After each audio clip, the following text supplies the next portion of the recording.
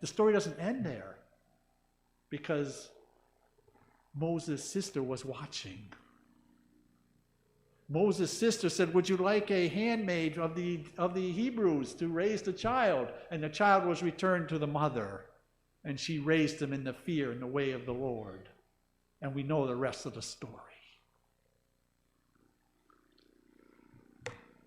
And then there's Jael. You can read about her in Judges 4:21. And Deborah, the wife of Lapidoth, Judges 4:5. We see them in judicial service. There was one where the men wouldn't do it.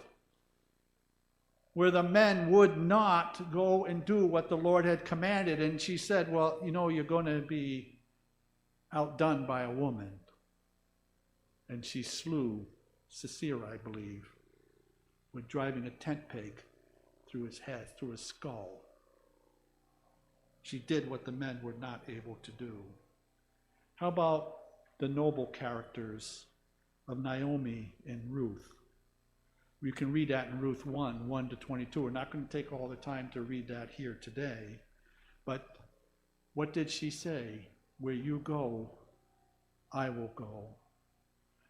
Your God will be my God. The nobility of that. And of course, Ruth is also an ancestor of who? Of Jesus himself. How about Elizabeth in Luke chapter 1, verses 5 and 6? Let's look there. Luke chapter 1.